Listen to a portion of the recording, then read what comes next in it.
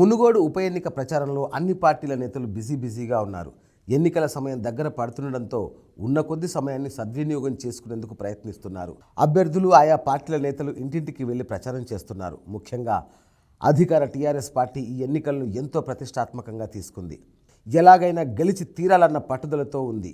దుబ్బాక, హుజురాబాద్ ఫలితం పునరావృతం కావద్దని, ఒకవేళ అలా జరిగితే పార్టీకి తీవ్ర నష్టం వాటిల్లే అవకాశం ఉందని భావిస్తోంది. అందువల్ల మునుగోడులో గెలిచి తీరాలని లక్ష్యంగా పెట్టుకుంది. ఈ క్రమంలోనే మంత్రులు, ఎమ్మెల్యేలందరినీ మునుగోడుకు పంపించారు సీఎం కేసీఆర్.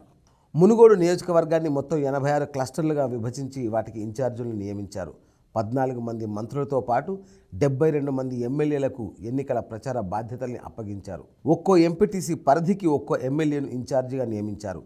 సీఎం కేసీఆర్ కూడా మర్రిగూడ మండలం లెంకలపల్లి గ్రామానికి ఇన్ఛార్జిగా ఉన్నారు. సీఎం కేసీఆర్ కూడా 28, 29, 30 తేదీల్లో మునుగోడు ప్రచారంలో పాల్గొంటారు. అక్టోబర్ 30న భారీ బహిరంగ సభతో ప్రచారాన్ని ముగించనున్నట్లు తెలుస్తోంది. ప్రచార గడువు ముగిసే వరకు మంత్రులు, ఎమ్మెల్యేలంతా ఎవరికి కేటాయించిన గ్రామాల్లోనే వారు ఉండాలని కేసీఆర్ నుంచి స్పష్టమైన ఆదేశాలు వచ్చినట్లు సమాచారం. మంత్రులు, ఎమ్మెల్యేలు తమకు కేటాయించిన ఎంపీటీసీ పరిధిలో ప్రచారం చేస్తున్నారా లేదా అని కూడా కేసీఆర్ ఎప్పటికప్పుడు సమాచారం తెలుసుకుంటున్నారు.